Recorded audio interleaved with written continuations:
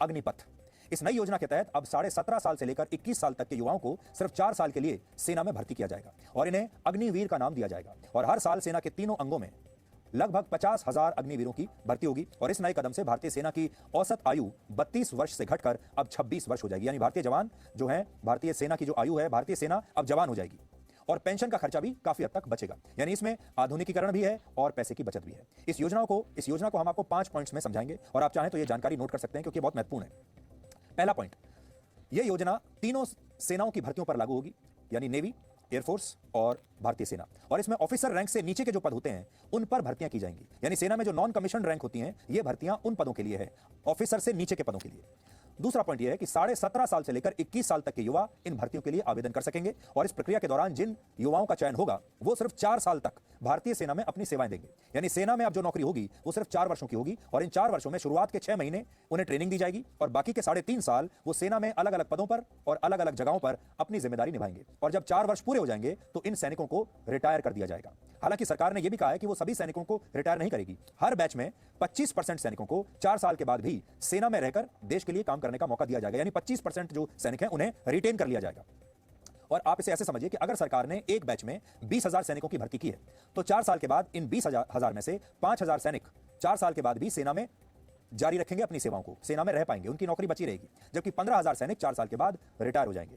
तीसरा point, retirement के बाद सरकार इन अग्निवीरों को एक अच्छा पैकेज देगी, आर्थिक पैकेज देगी, जिसे आप रिटायरमेंट पैकेज भी कह सकते हैं। इसलिए अब आप ये देखिए कि इन सैनिकों को तनख्वाह कितनी मिलेगी और इनका रिटायरमेंट पैकेज क्या होगा।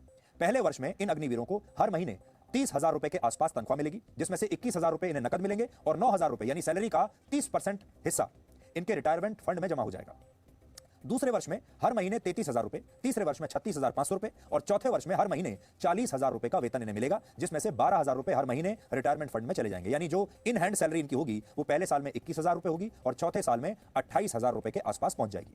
4 साल के बाद सरकार इन अग्निवीरों को रिटायरमेंट के तौर पर एक विशेष आर्थिक पैकेज देगी, जिसे उसने सेवा निधि पैकेज का नाम दिया है। इस सेवा निधि पैकेज के तहत हर सैनिक को रिटायरमेंट के समय 11,71,000 रुपए दिए जाएंगे। इनमें आधा पैसा अग्निवीरों की सैलरी से ही जमा होगा और आधा पैसा सरकार की तरफ से दिया जाएगा। इसके अलावा इस पैसे पर उन्हें ब्याज भी दिया जाएगा, इंटरेस्ट दिया जाएगा। हालांकि इन अग्निवीरों को रिटायरमेंट के बाद पेंशन की कोई सुविधा नहीं मिलेगी। यानी ये जो 4 साल का जो पैकेज है इसमें पेंशन नहीं मिलेगी।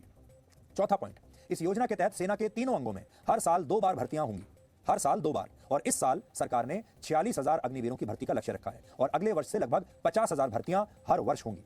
अभी सेना के तीनों अंगों में नॉन कमीशन रैंक्स जैसे हवलदार, नायक और लांस नायक जैसे 1,25,000 पद खाली पड़े हुए हैं। हालांकि इनमें कुछ पद जूनियर कमीशन ऑफिसर्स के भी हैं। इसके अलावा कमीशन ऑफिसर्स के लगभग 10,000 पद सेना के तीनों अंगों में इस समय रिक्त पड़े हुए हैं, जिन्हें सरकार ने अगले कुछ वर्षों में भरने का लक्ष्य रखा है। कुल मिलाकर अगर आप देखें तो भारतीय सेना में इस समय लगभग 1.5 लाख वैकेंसीज हैं। इस समय भारत के पास दुनिया की दूसरी सबसे बड़ी सेना है। चीन के पास 20 लाख सैनिकों की फौज है, भारत के पास 14.5 लाख सैनिकों की फौज है, अमेरिका के पास 13,90,000 सैनिक हैं और रशिया के पास 8.5 लाख सक्रिय सैनिक हैं उनकी सेना में। सरकार ने यह भी कहा है कि वो इन अग्निवीरों को एक खास सर्टिफिकेट भी देगी, जिसके आधार पर उन्हें अपना कारोबार, अपना बिजनेस, अपना काम शुरू करने के लिए बैंकों से बहुत आसान शर्तों पर लोन भी मिल जाएगा अगर वो इस सर्टिफिकेट को दिखाएंगे। इसके अलावा प्राइवेट क्षेत्र में भी उन्हें आसानी से इस सर्टिफिकेट के बाद नौकरियां मिल जाएंगी। और आखिरी पॉइंट ये भर्तियां ऑल इंडिया मेरिट बेसिस पर होंगी। अब तक सेना में अंग्रेजों के जमाने का एक रेजिमेंट सिस्टम चला आ रहा था, जिसके तहत जाति और क्षेत्र के आधार पर सैनिकों की भर्ती हुआ करती थी, जैसे Maratha regiment, Jat regiment, Sikh regiment, Gorkha और राजपूत रेजिमेंट भारतीय सेना में है। ऐसी बहुत सारी रेजिमेंट्स हैं। अब तक इन रेजिमेंट्स में भर्ती के लिए जाति और क्षेत्र को महत्व दिया जाता था, लेकिन अब यह बंद हो जाएगा। अब भारत का कोई भी नागरिक किसी भी रेजिमेंट में भर्ती हो सकेगा और सरकार ने कहा है कि अगले 10 वर्षों में सेना से अंग्रेजों के जमाने का रेजिमेंट सिस्टम